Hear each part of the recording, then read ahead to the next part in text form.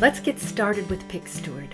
The first thing you are going to want to do after you launch PixSteward for the first time is to get your Flickr account located on a web browser. Now that's important because Flickr is going to require that you authorize PixSteward, so you might as well have it ready to go. We are going to log into a Flickr account here and go to Janet Doer and log in. And then the next thing we are going to do before we leave the web browser window is copy the precise username. You're going to need that. So in this case, it is Jane Doe 96.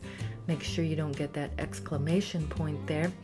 Copy that to your clipboard and go back to PixSteward. Now we are ready to start a new account. And you will see that we ask you to have the exact name as it is on Flickr. So let's paste that in. Jane Doe 96 and add account. We also need to save those preferences. This is just the first time you do it, and you don't need to do that again. Now you are ready to connect to your Flickr account, and up pops your web browser. That's a good reason for being logged in. So you are going to be asked to authorize it. Go ahead, click OK, click on Done, and now you are set. Quit out of the web browser, you won't need it. PixSteward can do it all on its own. So we will quit that, go back to PixSteward and start downloading information. And the first step, we want to authorize both Flickr's permission information, who can see these pictures, as well as the EXIF data. And the EXIF data, by the way, is only downloaded once per picture. If you don't care about who can see what, then you can uncheck that. We've got all of our picture information downloaded in this test set, and now it's time to download picture files.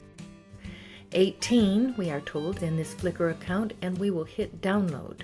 This may take a while, but through the magic of editing, we will shorten it.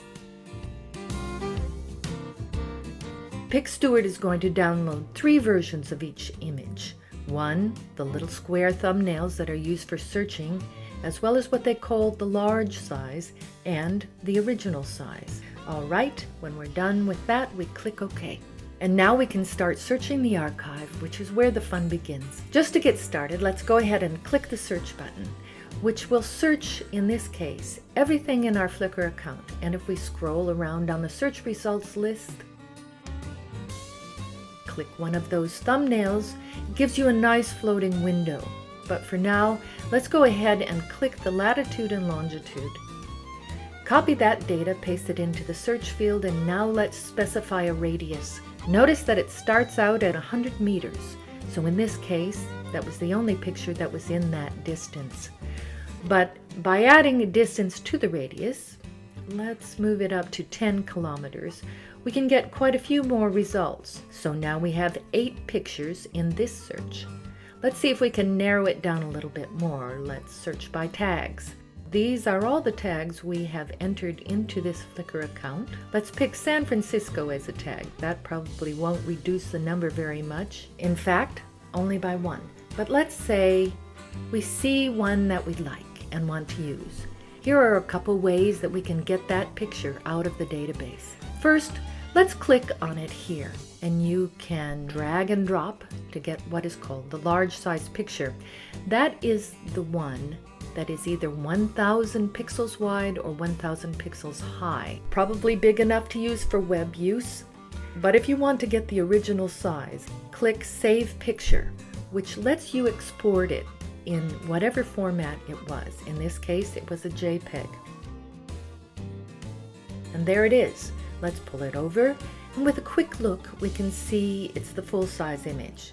That's probably the one you are going to want to work with most often. Close that up and toss that picture. Let's say that you want to select more than one image for export.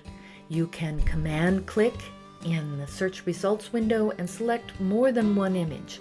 You can also shift-select all of them in that window. Hit Export Selected Pictures, and then this lets you export into a folder. You can rename them, give them a sequence, as in Picture 1, Picture 2, You can also export Flickr information as a sidecar metadata text file. So we will just create a folder on our desktop. Let's call it SF. And just like that, we have exported all those images along with their information on Flickr into a folder on our desktop. We will confirm that that is the case. Take a look at the picture and there it is. Let's look inside one of those sidecar files. The TXT file looks like all the caption information, the geographic info is preserved right there along with the pictures in our exported folder. You can click on one of the thumbnails to get a better look at the picture and use the previous next buttons to move through that list. And in a nice touch, both these windows are ganged together so you can keep track of where you are, no matter which one you are using to navigate. When you are online, you can edit your Flickr info inside PixSteward. Let's make a couple of changes to this picture. Let's change the title just slightly to Waves Crash. And down here in the description field, let's change Marshall's Beach to Marshall Beach. Okay, now we'll click Submit. And because we have an internet connection, PixSteward will update that picture on Flickr as well. And let's confirm that, in fact, has happened. Let's launch our web browser, log into Flickr. We will once again go back as Janet Dewar or Jane Doe 96.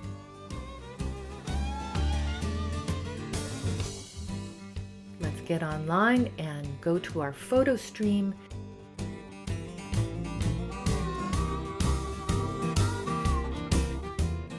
Find the picture in question. There we go. And as you can see, the description has been changed as Marshall Beach, not Marshall's, and Waves Crash instead of Wave. There is your whirlwind tour of PixSteward. Now it's time for you to give PixSteward a whirl. Go to www.pixsteward.com.